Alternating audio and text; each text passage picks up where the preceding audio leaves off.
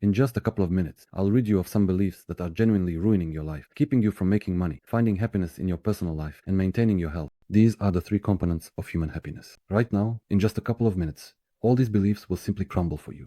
Listen carefully. Since childhood, you've been told about modesty, that it's a very important and useful trait for every well-mannered person. In reality, it turns out, friends, that modesty equals poverty and self-deprecation. I hope you already understand this, if it's starting to sink in. Friends, you need to root out modesty from yourself completely. That's not who you are. It was instilled in you as a child by your parents and teachers.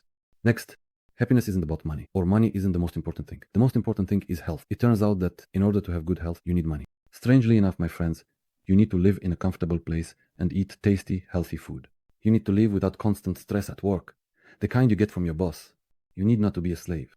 Ultimately, you shouldn't even feel this deep down inside, because it can seriously traumatize your psyche. It is highly desirable that you did not go through the conditioning program in childhood, through kindergartens, schools, and university, and that you don't put your own children through that path because it's a machine for suppressing individuality. Its purpose is to force a person into a narrow corridor of events. The idea is, wherever you were born, that's where you should stay. Money doesn't buy happiness. That's what those at the top tell those below them. So they don't look up or ask questions. You were born, went to school, worked, and died.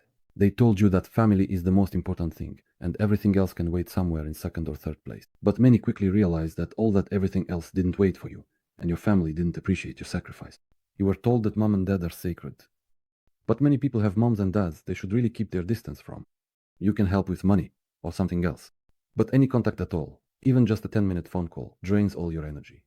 Of course, it's not like this for everyone, fortunately, but for many, that's exactly how it is. And that's why this belief that mom and dad are sacred makes a person obediently go, head bowed, straight to their executioners, who have been destroying them since childhood, and continue to do so even in adulthood. It's so severe that it's already clinical. Granted, it's not that common in its pure form, but in some mixed version, it's present in very, very many people. For many people, when working with psychologists, the real truth comes out how things actually are, without embellishment. Those very same moms and dads come up, and very often, it's the moms.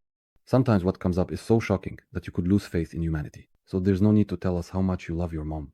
Love her if you want, but keep in mind not everyone feels the same way. And for many victims of their own parents, and not just parents, sometimes it even goes as far as sexual abuse, there is a very twisted feeling toward their own tormentor. They justify them. It's not even Stockholm Syndrome, it's actually a bit harsher than that. So believe me, I know what I'm talking about. You were told that praising yourself is wrong, that you should wait until others praise you. But in reality, most people don't care about you.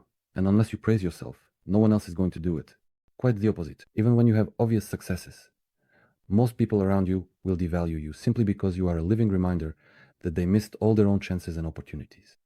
The only thing they can do is just sit on their butts, whine, complain, make excuses, and blame the whole world around them everyone, from people to presidents to oligarchs. They blame everyone else for their miserable, unfulfilled lives.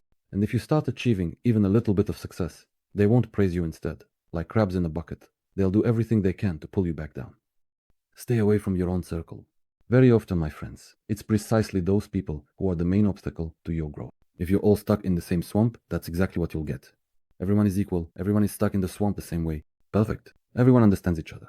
Most of your friends won't really be friends, but just drinking buddies. You won't have any get-togethers without alcohol. At that level, everyone is friends. But as soon as you start to get out of there, they'll immediately say, you used to be a normal guy. You drank like everyone else. You were wasting your life. Why are you trying to get ahead? Why do you even need this? You don't have a head for business anyway.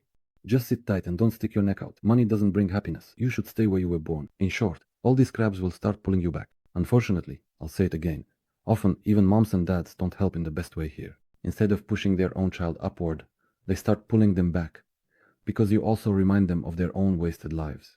Unfortunately, this happens quite often. You are told that the way you treat people is how they will treat you.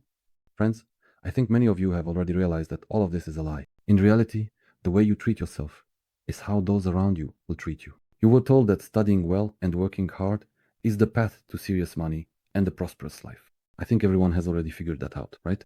Or most of you, those who catch on quickly, have realized that only slaves work a lot, and no matter how much the horse worked on the collective farm, for some reason it never became the chairman.